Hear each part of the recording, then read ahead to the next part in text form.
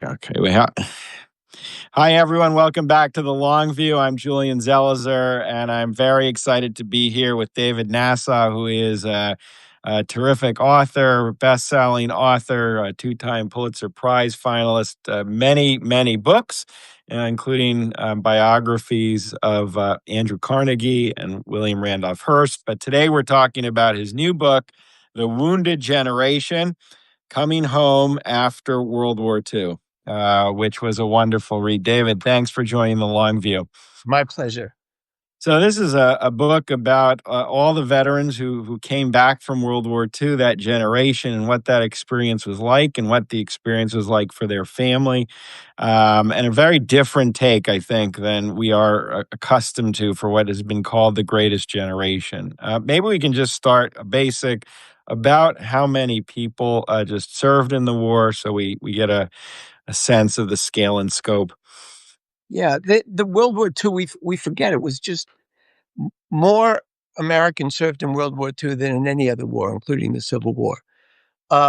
16, the figures vary between 16.1 and 16.4 million. 1/3 of males over the age of 15 served. And was astounding for me is comparing earlier wars, especially World War I. In World War I, the average length of service was a year. In World War II, the average length of service was 33 months. In World War I, half of the soldiers in the army went abroad. In World War II, it was 3/4 went abroad, served overseas, and a higher figure for blacks than for whites. More than that, and this is the astonishing thing for me, the average time overseas in World War I was less than 6 months. World War II, it was a year and a half. That was longer than, during the Civil War. Soldiers went home for the harvest. They went home to see their families. Very few, a small percentage, served overseas for a year and a half or away from their families for a year and a half. Hmm. And before we get into some of the specifics, this book really deals with the aftermath. And today, people are familiar with all the effects of war, the trauma, the psychological effects. Were people after World War II in 1946 and 47, that whole period, were there terms to describe what it was like to come back and the problems? Were they aware that it's not a smooth transition, or were people not thinking of that yet?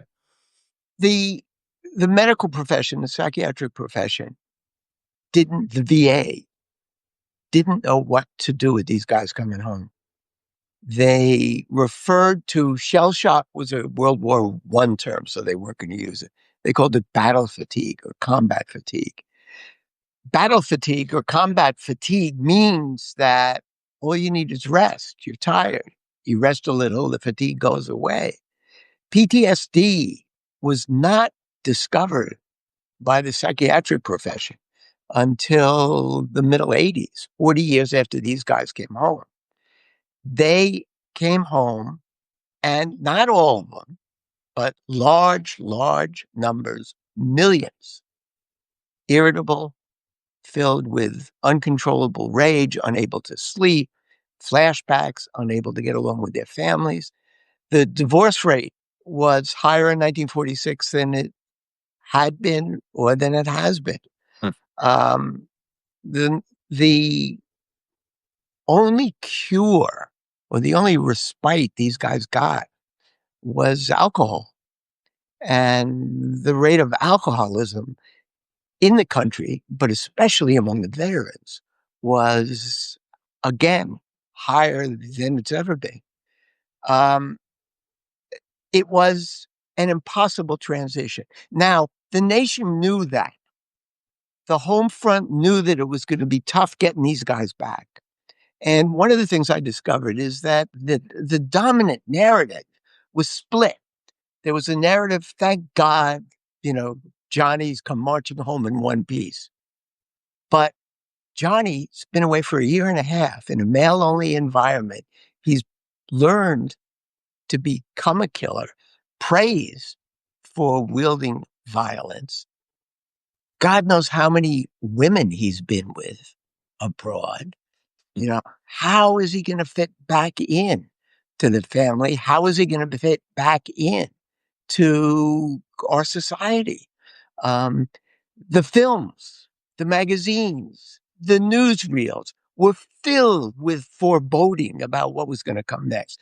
The Los Angeles police chief in 1944 warned everybody that these guys are coming back with souvenirs. They come back from Europe, they're coming back with guns. If they come back from the Pacific, they're coming back with swords. Be careful. J. Edgar Hoover alerted the country that there was a crime wave on the way.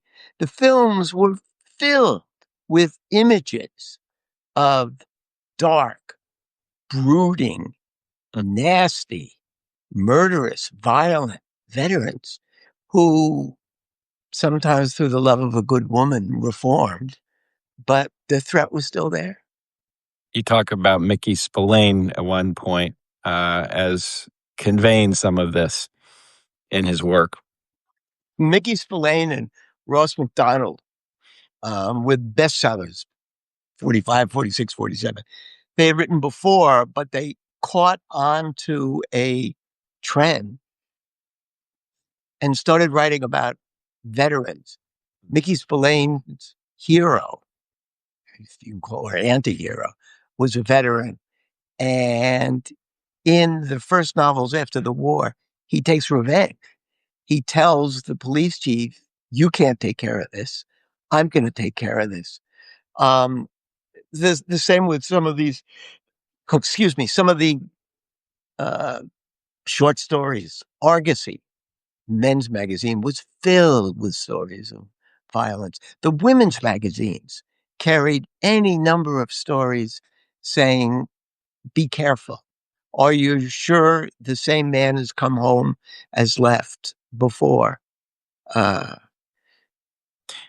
And the you talk about, I mean, it had an effect on the families, and you have really terrible accounts of the alcoholism, the violence, how it affected relationships. I mean, you have a quote from the wife of a veteran, told the historian Studs Terkel, until the war, he never drank. When he came back, he was an absolute drunkard. He started slapping me around and slapping the kids. He came a brute. So it affected family life in pretty profound ways. it certainly did, and one of the things a lot of infants were raised by their mothers and their grandparents during the war while daddy was away. There was a birth spur just before the war. Uh, the guys came back and they couldn't relate to their children. And there are lots of memoirs by children of veterans who talk about their fears of their fathers, their difficulties in getting along with them. There was an extraordinary study done at Stanford of fathers and children. And in it, it found that if the child born after the war, the father got along with, the child born during or immediately before the war, that the veteran had no hand in raising, he never quite got in touch, made the connections. Uh, the violence was endemic, but it was perhaps most severe in the South. Um, I found this extraordinary photograph from early 1945. Life magazine ran a story about Paris and the veterans in Paris and how Paris was trying to cope with these veterans who got drunk and went to the nightclubs and, were violent with women. And there was one picture of a couple that looked perfectly happy, no violence, but the American soldier was black and the woman was white. Photographs like this, letters from abroad by Southerners back home to their family, to their friends, to their politicians, prepared the South for what it expected was going to be another civil war. The violence that the returning veterans were met with was extraordinary, absolutely extraordinary. I talk about some of it. There are some famous cases, but what happened was that men like Medgar Evers came back. They tried to organize. They tried to get their friends and family to go register to vote, to sit in the front of buses. The violence was such that it would take another decade before these veterans were able to organize the civil rights movement that we know about today. And this was part of the double V movement, as it was known, in terms of transferring the fight for what they were fighting for abroad, back to the South. Another fascinating part of the book is, I mean, in '64, the Surgeon General will put out a big study about tobacco and raise awareness for smoking. You remind us that cigarette smoking even increases during wartime, in part because of the cigarettes distributed to soldiers. Can you talk Yeah, about that connection? yeah. It's it caught me again unawares. I knew my father came back Yeah. smoking 3 packs of Luckies a day, which didn't do him any good. But I discovered that in the quartermaster's hierarchy, there was a special division, and its job was to get cigarettes, pack them, and send them abroad. The cigarette producers, the manufacturers, at very low cost, provided the Army and the Marines and the sailors with cigarettes. There were, I think the figure is 44 billion cigarettes were shipped to soldiers in 1944, and that was too low. The figure for 1945 was going to be over 100 billion. Soldiers in their ration packs, they got a half pack of cigarettes. The guys who went on D-Day were given a special gift of cigarettes. Um, when you went into combat, came out of combat, when you were in the rear, it was as essential an element of war. It was believed that it would calm you down. It was the only thing that would calm you down. And there are stories of soldiers going into war and trying to figure out how they're going into combat in the Pacific. How are they going to keep their cigarettes dry? The hell with the photograph of the girlfriend or the wife. Got to keep the cigarettes dry. And in a very sobering chapter, so to speak, you also have kind of data on how they themselves thought of the wartime experience. And can you talk about that? Because it's, again, very different than some of the images that continue to be conveyed in textbooks and popular lore. Yeah, one of the things I discovered was that the war was a period of extraordinary social science research. The Roper Foundation was born and took off. There were any number of universities, especially University of Chicago in particular, and then Princeton, did all of these studies, these opinion studies of the home front and of soldiers. And they discovered when the soldiers came home, um, more than half of them believed that they were going to return to a depression, that they'd never get a job. When asked, are you better off than you were before the war? An incredibly high percentage Mm. said no, no, I'm not better off. Now, for the black soldiers, it was a different world because they were not allowed in combat. So they learned skills that they never would have learned at home in the South. They learned how to drive trucks. They learned how to do construction. They learned all sorts of communications. They came back expecting more, expecting that they could leave sharecropping, or they could leave agriculture and get jobs. And they quickly discovered that that was not going to be the case. And they couldn't get used cars, it turns out, either. There were shortages of basic goods. There were shortages when you can't just on a dime, you can't wave a magic wand and go from a war economy to a peace economy. There were no white shirts. Guys came back. There's one story about how he had to enlist his uncle, who gave a bribe to the local haberdasher who found a white shirt because this guy was getting married. There were no suits, and they all came back looking. They couldn't fit into their suits. Richard Nixon was recruited to run for Congress on the West Coast. He had been in the war. He was a lawyer. He was a fast talker. He was married, had kids, was perfect candidate, but he didn't have any clothes. So one of the first things his donors did was buy him a suit of clothes. Forbes also ran for office. He had to campaign in his uniform, and his friends told him, "You're never going to win." And he didn't win because the civilians who were not in uniform aren't going to vote for you because they think you're showing off. And the soldiers who fought in the war don't want to be reminded what they went through.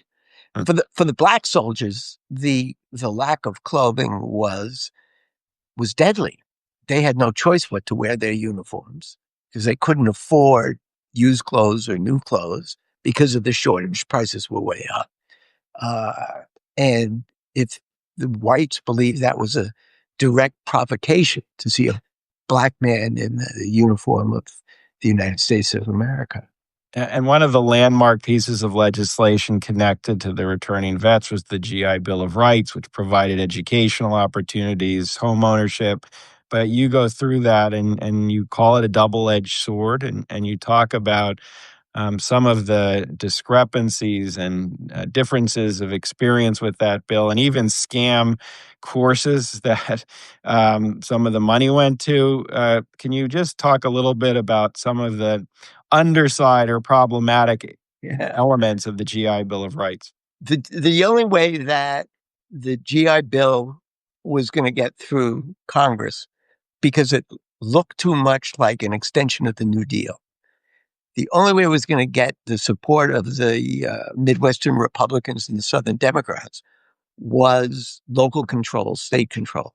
So the federal government gave away the money, but the local people decided who was going to get it. So in the South, there was special unemployment compensation for veterans. The Southern white officials didn't give it to blacks. They said, "Oh, there's always jobs for you.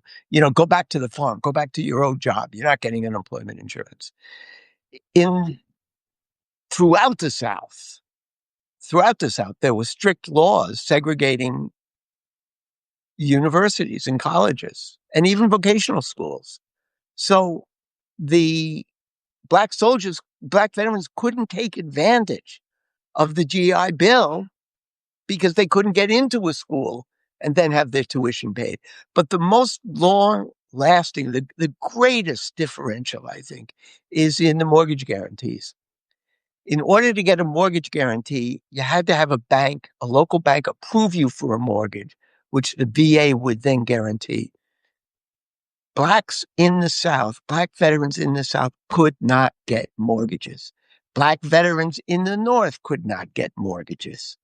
Black veterans, North, South, East, and West could not get into Levittown and a dozen other suburban developments that went up in the post-war period. The effects of that lasted generations and generations and generations. My father got a GI Bill. We bought a nice house in the suburbs when I was 8 years old, I think, just at the end of the GI Bill. The GI Bill gave capital to white veterans. That capital increased dramatically because the housing prices went up from 45 to 60. So the white veteran population had an entree into the middle class through schools, through home ownership that African Americans never got. And women never got. Women could not get bank loans, even if they had been veterans, if they were single. If they were married, the guy had to get the bank loan. I have a few more questions before I do. I always thank all our subscribers who are watching live and everyone who's going to watch once I post this on video. Thank you for subscribing, and I do hope you'll consider becoming a paid subscriber to the Long View. Just hit the little button, and it supports me being able to bring people like David and having these interviews with such thoughtful writers about our past and about our present. You've mentioned your dad twice, and so there is a connection. How important was that as you thought of writing this book and taking on the project? I mean, was there that personal dimension to your tackling this subject? Yeah, yeah. There were there were two pushes. I mean, I was really pushed in a way that I haven't been. Usually, when I finish one book, as you know, you hunt around for the next one.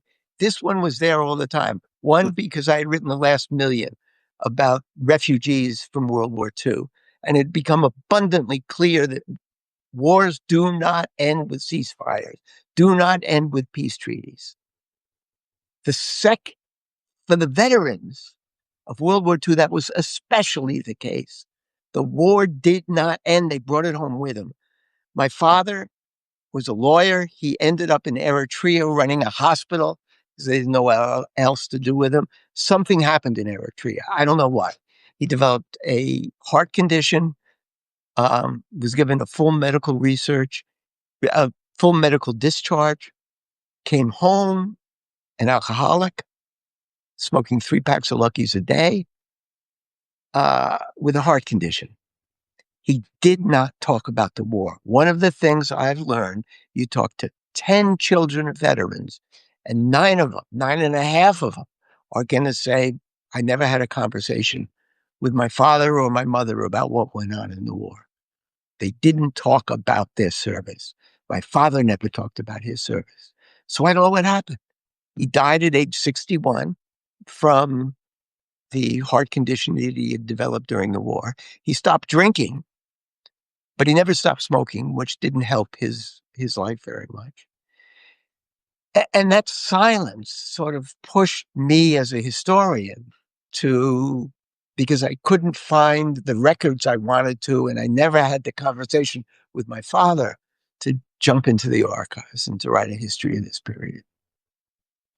The final question is just looking back now, and what the book does so well is it takes an entire generation and it really changes, I think, how many people will think of what they brought back and the experiences and struggles they faced, and their families, equally important. We have accounts of what the greatest generation, when we think of them that way, contributed and added to the country. But when you think of them as the wounded generation, in terms of where American history goes, what do you think the impact was of the war and the effects of the war on American society more broadly? First of all, it spurs the Black veterans can't do anything until the early and middle 50s. And then they are absolutely instrumental in the civil rights movement. Absolutely. So that's number one. Number two, the inequalities, racial and gender, that had begun to shrink during the war and during the Depression were exacerbated by the effects of the GI Bill. Three, I think the silence of the veterans left the narrative to be developed by Ronald Reagan, Tom Brokaw, Steven Spielberg, Tom Hanks, and it was a narrative of heroism and victory. Donald Trump wants to do away with Veterans Day, and he wants to do away with Memorial Day. And he wants to call these holidays Victory Day for World War I and Victory Day for World War II. So the heroism has been replaced by the sense that we can solve any problem through military force. And that is unfathomably dangerous. And it has been since World War II. If the wounded generation had been able to talk, to tell the stories that I now tell, maybe we would have understood the fruits of war are not simply the evolution of a greatest generation, but the fears of a wounded generation. So, for those of you who don't know his work, David is a phenomenal writer. So, this is a book and all his books, which are a pleasure to read. But this is also just a book that changes the way you think of a period and experience. And I think that makes it very special. Again, it's called The Wounded Generation Coming Home After World War II. I really highly recommend reading this. And thank you for writing it. And thank you for joining the Long View. My pleasure. Thank you. Bye bye.